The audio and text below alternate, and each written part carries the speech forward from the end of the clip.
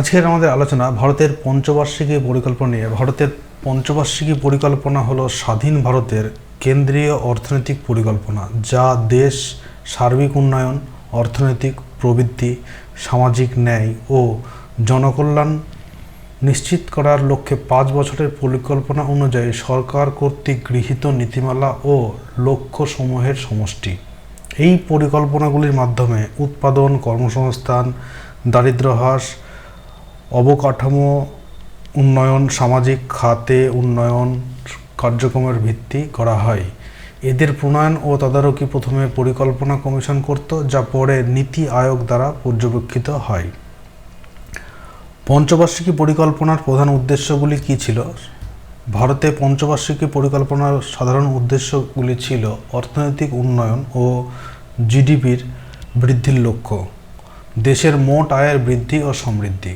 দ্বিতীয় নম্বর হলো কৃষি শিল্প ও অন্যান্য খাতের সমন্বিত উন্নয়ন, উৎপাদন বাড়ানো ও আন্তর্জাতিক বাণিজ্য শক্তিশালী করা। তৃতীয় নম্বর হলো দারিদ্র্য, বেকারত্ব, বৈষম্য কমানো, সামাজিক ন্যায় ও সুযোগের সমতা।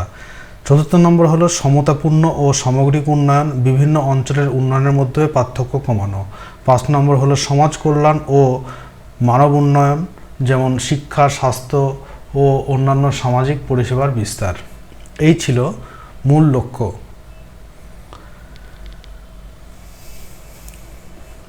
এরপরে আমরা জানবো পঞ্চবার্ষিকী পরিকল্পনা সমূহ, মানে 1951 থেকে 2017 পর্যন্ত যেসব পরিকল্পনাগুলি নেওয়া হয়েছে সেগুলি কী ধরনের পরিকল্পনা, তাদের প্রধান লক্ষ্যগুলি কী ছিল একটু জেনে নিই। পরিকল্পনা বা প্ল্যানিং কমিশন 1950 সালে প্রতিষ্ঠিত হয় ও স্বাধীনতা পরবর্তী অর্থনৈতিক পরিকল্পনার কেন্দ্র। ভারতে মোট 12টি পূর্ণ পঞ্চবার্ষিকী পরিকল্পনা গৃহীত হয়েছিল। আরও কিছু অ্যানুয়াল প্ল্যান ও রোলিং প্ল্যান চালু ছিল। তাহলে আমাদের জানতে হবে মোট 12টি পূর্ণ পঞ্চবার্ষিকী পরিকল্পনা ভারতে গৃহীত হয়েছিল। প্রথম পঞ্চবার্ষিকী পরিকল্পনা হয়েছিল 1950 সালে প্রতিষ্ঠিত হয়েছিল। এই পঞ্চবার্ষিকী পরিকল্পনাটা নেওয়া হয়েছিল সিদ্ধান্ত, এবং সেটি কার্যকাল হচ্ছে 1991 থেকে 1956 পর্যন্ত। সেটি হলো কৃষি ও প্রাথমিক উন্নয়ন। প্রথম পঞ্চবার্ষিকীর প্রধান লক্ষ্য ছিল কৃষি ও প্রাথমিক উন্নয়ন। দ্বিতীয় পঞ্চবার্ষিকীর সময়কাল হচ্ছে 56 থেকে 1961।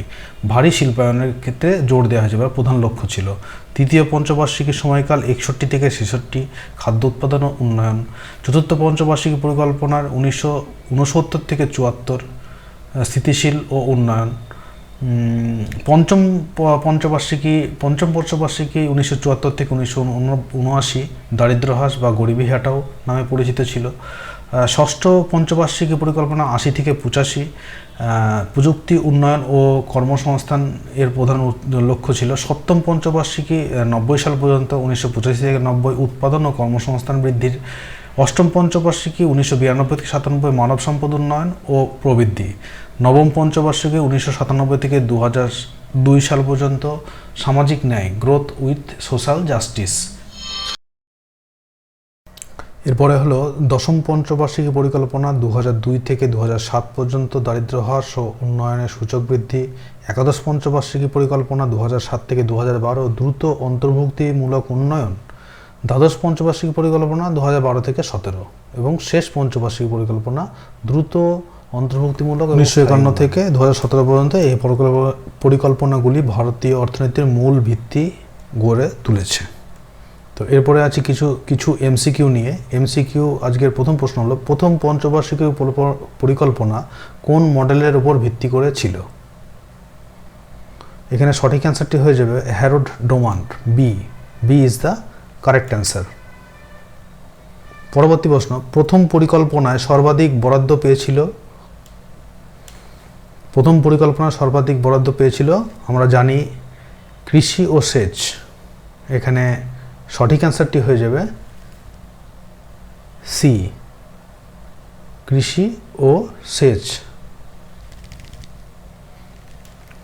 C is the correct answer. দ্বিতীয় পঞ্চবার্ষিকী পরিকল্পনায় প্রধান স্থপতি কে ছিলেন?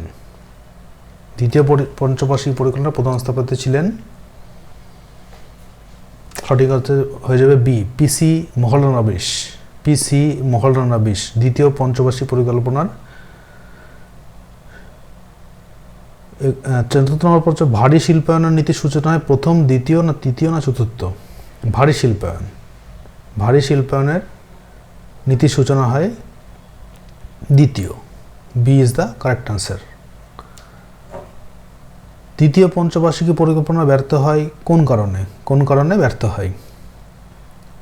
তৃতীয় পঞ্চবার্ষিকী পরিকল্পনার সময়কাল ধরলে আমরা জানি যে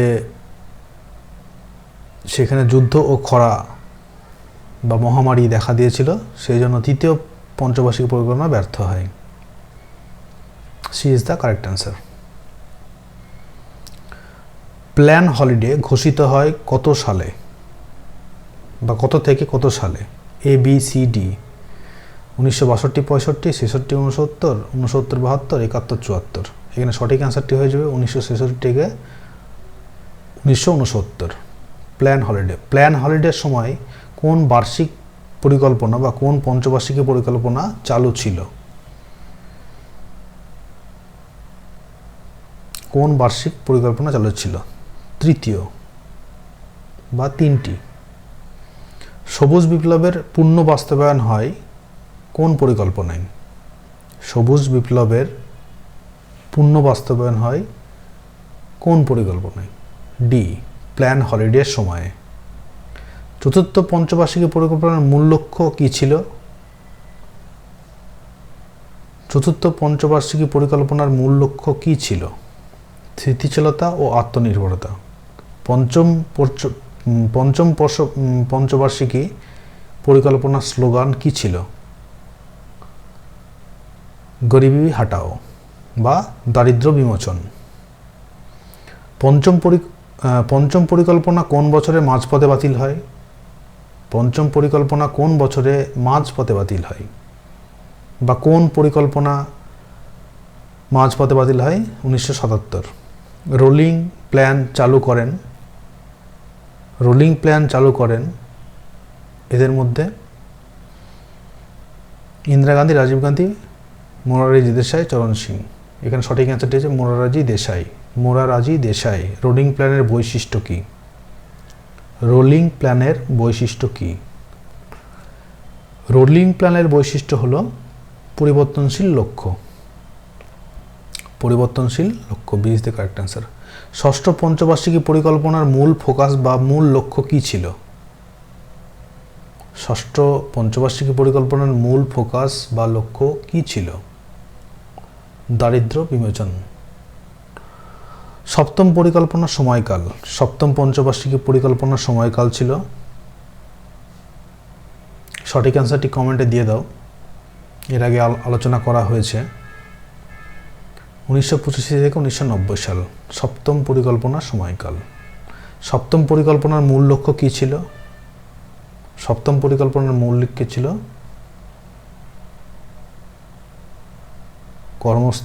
কর্মসংস্থান সৃষ্টি। অষ্টম পরিকল্পনা বিলম্বিত হওয়ার কারণ। অষ্টম পঞ্চবার্ষিকী পরিকল্পনা বিলম্বিত হওয়ার কারণ কী ছিল? রাজনৈতিক অস্থিরতা। B is the correct answer. B correct answer হবে বি, রাজনৈতিক অস্থিরতা।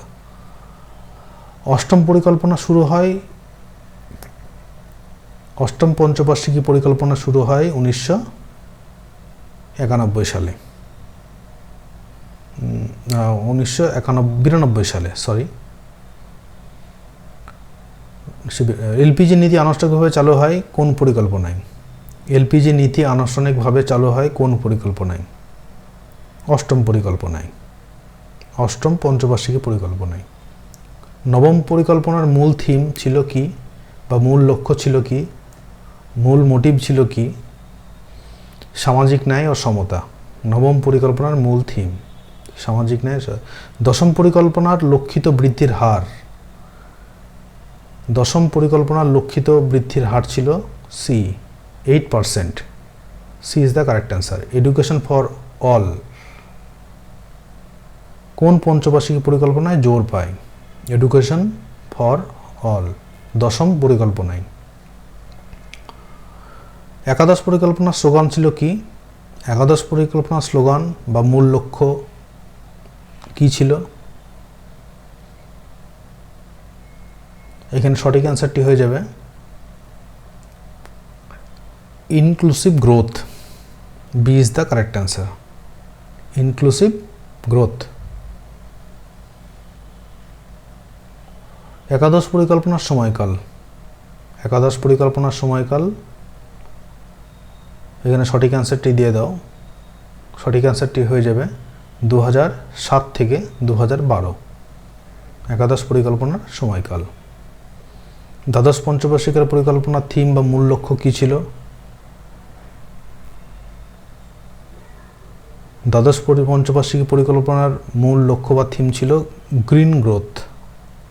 Green growth. দ্বাদশ পরিকল্পনার সময়কাল ছিল 2012 থেকে 17। 2012 থেকে 17।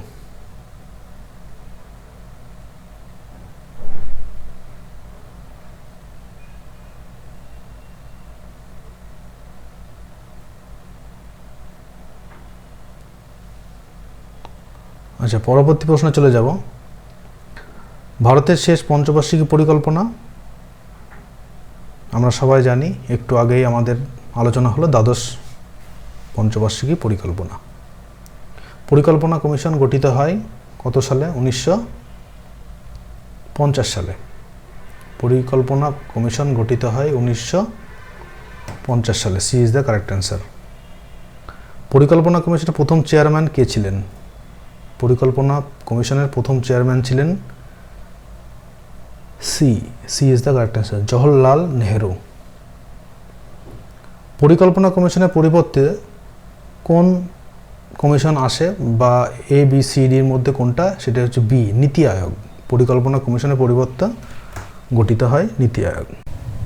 তাহলে আজকে এখানে শেষ করছি, দেখা হবে পরবর্তী ভিডিওতে। ভিডিওটি ভালো লাগলে লাইক করে দিন এবং চ্যানেলটিকে সাবস্ক্রাইব করে বেল বাটনটি টিপে পাশে থাকবেন। জয় হিন্দ, বন্দে মাতরম।